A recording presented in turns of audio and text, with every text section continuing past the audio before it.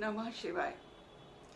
मैं आपको आज श्री कृष्ण जी की कुंडली के बारे में बताऊंगी। श्री कृष्ण जी की जो कुंडली है वो मैंने इंटरनेट से प्राप्त की है एवं मुझे जो सही लगी है उसके हिसाब से श्री कृष्ण भगवान जिन्होंने मानव अवतार लिया था उनकी कुंडली जो है वृष लगन की है। वृष लगन में चंद्रमा बैठे हैं। तृतीय घर यानी कि तृतीय भाव में गुरु उच्च के बैठे हैं। चौथे भाव में शुक्र एवं सूर्य बैठे हैं। पांचवें भाव में बुध, छठे भाव में शनि एवं राहु, नौवें भाव में मंगल तथा 12वें भाव में केतु बैठे हैं।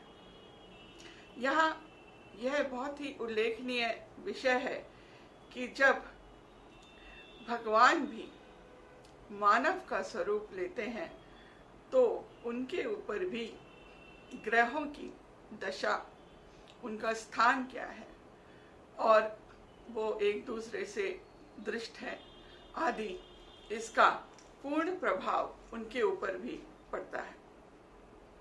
तो मानव जन्म लेने के पश्चात इन ग्रहों का जो प्रभाव है वो हर व्यक्ति पर पड़ता है। श्री कृष्ण जी की कुंडली निश्चित रूप से एक महापुरुष की कुंडली है, क्योंकि इसमें 6 ग्रह उच्च स्थान में बैठे हैं, अपने उच्च में बैठे हैं। जैसे कि गुरु कर्क में बैठे हैं, मंगल मकर के हैं, शनि तुला के हैं, बुध अपने घर में है एवं सूर्य भी अपने स्वयं के ग्रह में है। इस प्रकार यह कुंडली एक महापुरुष की ही हो सकती है, क्योंकि इतने 6 ग्रह या तो उच्च के बैठे हों, वर्गोत्तम हो, या फिर वह अपने स्वग्रही हो, तो ये बहुत कम ही होता है एवं केवल महापुरुष की कुंडली में ही यह पाया जा सकता है। श्री कृष्ण की जो कुंडली है वो शोध के आधार पर श्री भागवतम, श्रीमद् भगवत पुराण, हरिवंश पुराण एवं श्री विष्णु पुराण में जो घटनाएं वर्णित हैं उनके आधार पे बहुत से ज्योतिषों ने इसका शोध करके कुंडली को बनाया है। इन शोधों के आधार पर यह कहा जा सकता है कि भगवान श्री कृष्ण जी 19 जुलाई 3228 बीसी में जन्म हुआ था। उस समय अष्टमी तिथि थी, अभिजीत मुहूर्त था। चंद्र उस वक्त रोहिणी में थे, जिसके कारण चंद्र की महादशा में कृष्ण जी का जन्म हुआ।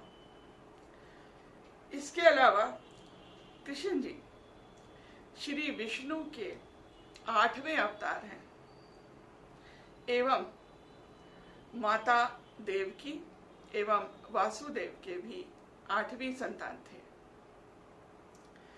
इस प्रकार श्री कृष्ण जी को यह भी कहा जाता है कि वह चंद्रवंशी थे एवं उनके जो पूर्वज थे उन्होंने ही एक समय भगवान सोमनाथ का मंदिर गुजरात के तट पर कई शताब्दियों पूर्व स्थापित किया था। तो उनका द्वारका जाने का अंततः जो कारण है यह भी समझ आ जाता है। अगर श्री कृष्ण जी की बाल अवस्था को देखें तो शनि की दृष्टि लगन पर है, जिसके कारण उनका बालारिष्ट योग होता है। बालारिष्ट योग मतलब जब वह बाल काल में थे तो उनको खत्म करने का, समाप्त करने का कई बार प्रयास किया गया। सब लोग जानते हैं कि पूतना की मृत्यु भी श्री कृष्ण जी के द्वारा ही की गई थी। उस समय श्री कृष्ण जी बाल स्वरूप में मात्र 6 दिन के थे। इसके अलावा कंस के द्वारा भी कई बार उन्हें समाप्त करने की कोशिश की गई और अंततः बाल कृष्ण ने 11वें साल में कंस का, जो उनके मामा थे, उनका वध किया। इस प्रकार यह स्पष्ट है कि श्री कृष्ण जी को बालारिष्ट योग था एवं उनके द्वारा बालकाल में ही बहुत बड़े बड़े कार्य कर दिए गए थे, जैसे कि पूतना का वध, मामा कंस का वध। तो ये सब होने के बाद उनको यह एहसास हुआ कि उनके जो कंस के जो ब्रदर इन लॉ हैं जरासंध, उन्होंने कई बार मथुरा पर आक्रमण भी किया। कम से कम 17 बार उन्होंने मथुरा पर आक्रमण किया, जिसके कारण श्री कृष्ण जी परेशान होकर अपने पूरे परिवार एवं कुल के साथ द्वारका चले गए एवं वहां पर उनके द्वारा एक अलग नगरी द्वारका स्थापित की गई। चंद्र लगन में होने के कारण श्री कृष्ण जी अत्यंत ही मनमोहक थे। मेस्मराइजिंग उनकी पर्सनैलिटी थी, बहुत ही ज्यादा चार्मिंग थे और श्री कृष्ण जी बहुत ही ज्यादा व्यवहारिक थे। उन्हें दुनियादारी का पूर्ण ज्ञान था एवं अत्यंत ही खूबसूरत थे।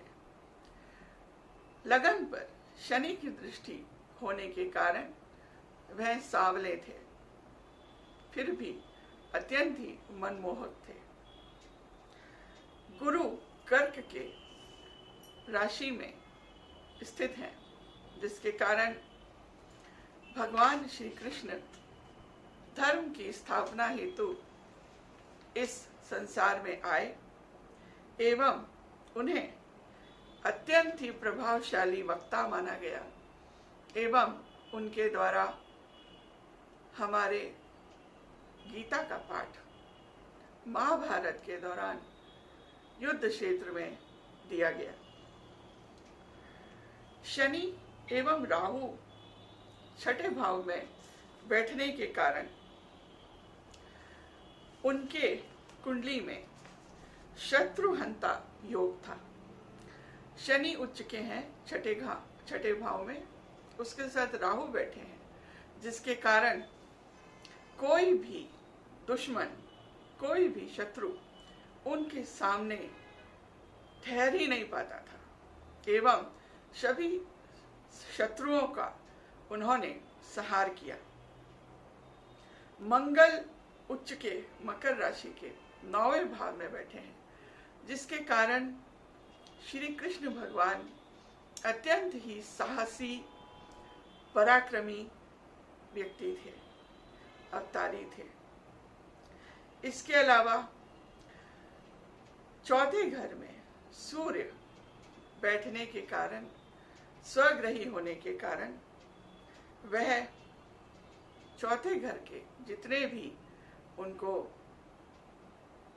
पुण्य हैं वो भी उनको प्राप्त हुए एवं शुक्र एवं सूर्य एक साथ चौथे घर में बैठने के कारण उनको दो माताओं का प्यार का सुख मिला, यानी कि देवकी माता और उसके बाद यशोदा माता का उनको जो है सामीप्य मिला, प्रेम मिला। जब श्री कृष्ण जी का जन्म हुआ तो यह कहा जाता है कि उस वक़्त यमुना उफान में थी, उसमें बाढ़ आई हुई थी। तब वासुदेव जी ने उनको अपने सर पर उठाकर यमुना को पार किया। उस समय वासुकी नाग उनके ऊपर एक छतरी देकर उनको गोकुल पहुंचाया। तो यह वर्णन विष्णु पुराण में कहा गया है। श्री कृष्ण जी की जो व्यक्तित्व था वह अत्यंत करिश्मेटिक था। कोई भी उनसे संपर्क में आता तो निश्चित रूप से उनके मनमोहक जो क्रिया होती थी, जो लीला होती थी, वह उससे बच नहीं पाता था। कुछ समय के बाद वो उज्जैन में महर्षि संदीपनी आश्रम चले गए, जहां उनको शस्त्र शास्त्र अन्य विद्याएं उनको ऋषि संदीपनी के द्वारा प्रदान की गई और वे काफी समय तक इस आश्रम में उज्जैन में रहे, जिसे आज भी देखा जा सकता है। जब महाभारत हुई थी उस समय श्री कृष्ण जी 89 इयर्स वर्ष के थे एवं अर्जुन 88 वर्ष के थे। महाभारत के मुख्य स्ट्रैटेजिस्ट या मास्टर स्ट्रैटेजिस्ट श्री कृष्ण ही थे, जिन्होंने पूरे महाभारत की जो रचना थी उसको किया एवं उसमें विजय दिलाया, क्योंकि मंगल उच्च के मकर राशि के उनके जन्म कुंडली में पाए जाते हैं। श्री कृष्ण जी जब बच्चे थे गोकुल में, उस समय उनकी मुलाकात राधा रानी से हुई। यह कहा जाता है कि राधा रानी उनसे करीब 5 से 8 वर्ष बड़ी थी। इन दोनों के बीच का जो स्नेह है, जो प्रेम है, उसे एक यौगिक रूप से यह कहा जाता है। जो श्री कृष्ण की 16,000 पत्नियां थी, लेकिन वह एक यौगिक सिंबॉलिक फिगर है, क्योंकि माना जाता है कि 16,000 पेटल्स वाला एक लोटस जब मस्तिष्क में खुल जाता है तो एक योगी अपनी पूर्ण शक्ति को प्राप्त करता है एवं उसकी कुंडलिनी खुल जाती है। तो एक यौगिक ये सिंबॉलिज्म था कि श्री कृष्ण जी की 16,000 पत्नियों के द्वारा, या उसको एक फिगर मानते हुए 16,000 पत्तियों वाला एक कमल खिला, जिससे कि श्री कृष्ण को योगी राज कहा जाता है। श्री कृष्ण जी हमेशा अपने मुकुट में एक मोर पंख पहना करते हैं। यह मोर पंख उनकी हमेशा रक्षा करता है, क्योंकि जो मोर होता है वह सर्प को भी मार देता है। तो हमेशा श्री कृष्ण जी के मुकुट में मोर पंख पाया जाता है। श्री कृष्ण जी काफी समय तक ब्रज गोकुल में रहने के पश्चात वह द्वारका चले गए एवं वहां पर उनके द्वारा एक नई नगरी स्थापित की गई। उन्होंने समुद्र से कहा कि मुझे 12 योजन जमीन चाहिए, यानी कि लगभग 144 स्क्वायर किलोमीटर मुझे भूमि चाहिए। मैं इस पर द्वारका बसाना चाहता हूँ। समुद्र ने वह जमीन श्री कृष्ण जी को दे दी, जिसके पश्चात भगवान विश्वकर्मा ने वहां पर एक अत्यंत ही सुंदर नगरी को स्थापित किया, जहां पर श्री कृष्ण अपने पूरे परिवार, पूरे गांव वालों सहित वहीं रहने लगे।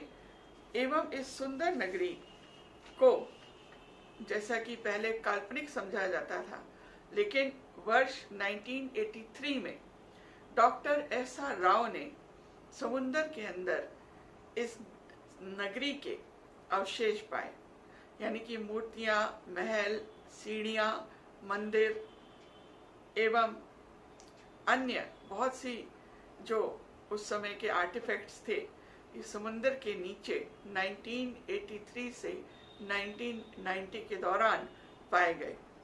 तो यह प्रमाणित हो गया कि द्वारका नगरी वास्तव में वहां स्थित थी, जिसे श्री कृष्ण ने स्थापित किया था।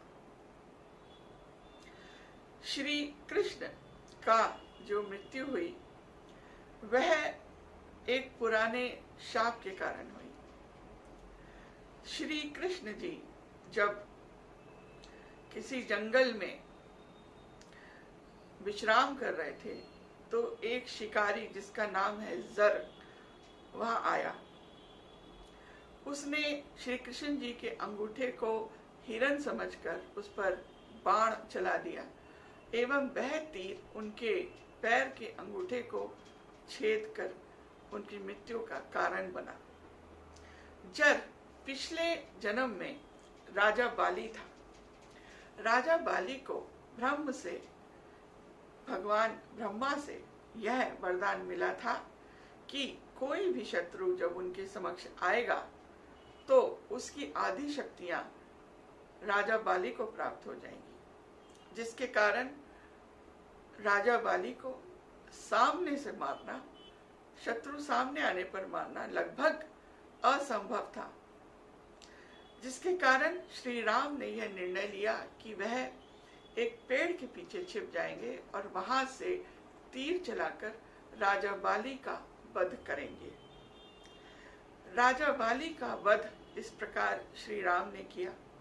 जिसके पश्चात राजा बाली ने उनसे पूछा कि आपने छुपकर क्यों वार किया, आपको मेरे सामने आना चाहिए था। एवं राजा बाली के इस शाप के कारण अगले जन्म में वह जर के रूप में आया, शिकारी के रूप में आया एवं श्री कृष्ण जी की मृत्यु जर के द्वारा भेजे गए तीर के कारण हो गई, जिससे संबंधित स्थान गुजरात में ही स्थित है एवं वहां भी एक काफी भव्य मंदिर बन गया है। श्री कृष्ण जी लगभग 125 साल 8 महीने एवं 8 दिन की आयु प्राप्त कर इस संसार से चले गए। उनका यह मानव रूपी अवतार अंत हो गया। श्री कृष्ण जी के जाने के पश्चात, जैसा कि समुद्र ने कहा था, जो भूमि समुद्र के द्वारा श्री कृष्ण जी को द्वारका के स्थापना के लिए दी गई थी, उसे समुद्र ने फिर से अपने अंदर पुनः समा लिया, जिसके कारण अब द्वारका नगरी समुद्र के नीचे ही पाई गई है। यह एक सत्य घटना ही है, क्योंकि न केवल रामायण बल्कि महाभारत भी हमारा हिंदुओं का पूर्व इतिहास है। यह सब काल्पनिक नहीं है। आज भी हमें कई स्थानों पर रामायण के एवं महाभारत के प्रमाण मिलते हैं। रामायण के संबंध में मैंने एक अन्य वीडियो बनाया है, जिसमें मैंने विभिन्न प्रमाणों को विस्तृत रूप से दिखाया है। महाभारत भी होने के पश्चात जो घटनाएं हुई, यह भी कई स्थानों पर पूर्ण रूप से उल्लेखित होती हैं, इसके भी प्रमाण मिलते हैं। रामायण करीब 7000 वर्ष पूर्व हुई थी, जब राम सेतु का भी निर्माण श्री राम के द्वारा किया गया था, एवं महाभारत लगभग 5000 वर्ष पूर्ण हुई थी। तो श्री कृष्ण जी का जन्म लगभग 5000 वर्ष पूर्ण ही हुआ था एवं विष्णु पुराण एवं अन्य पुराण शास्त्रों में इस बात का उल्लेख है कि 5000 वर्ष पूर्व ही श्री कृष्ण जी का जन्म हुआ था। लेकिन फिर भी उनकी असली कुंडली कौन सी है, यह बताना मुश्किल है, क्योंकि उस वक़्त का कोई भी अभिलेख अब नहीं बचा है, ना ही कोई इसके बारे में जानता है।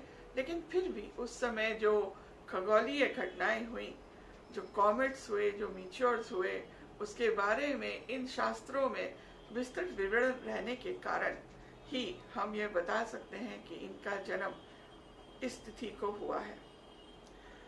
रात्रि के 12 बजे अष्टमी तिथि के दिन अभिजीत मुहूर्त में लगभग 5000 वर्ष पूर्व श्री कृष्ण जी का जन्म हुआ एवं उन्होंने अपना यह मानव अवतार पूर्ण रूप से निभाया, जिसके पश्चात वे वापस अपने लोक में चले गए। इसकी जो विस्तृत वर्णन है वह श्री भागवतम, श्रीमद् भागवत पुराण, हरिवंश पुराण, श्री विष्णु पुराण में बताया जाता है एवं उसके आधार पर मैंने इस कुंडली की विवेचना की है एवं जो मुझे सही लगा है। फिर भी अगर मुझसे कोई भूल हुई हो, कोई मुझसे त्रुटि हुई हो, तो भगवान श्री कृष्ण मुझे क्षमा करें, क्योंकि मैंने अपनी सीमित बुद्धि के कारण ही यह सब वर्णन किया है एवं कोई त्रुटि होने पर भगवान श्री कृष्ण मुझे क्षमा करें। अगर आपको यह वीडियो पसंद आया है तो कृपया लाइक करें, शेयर करें एवं सब्सक्राइब करें। Thank you for watching this video.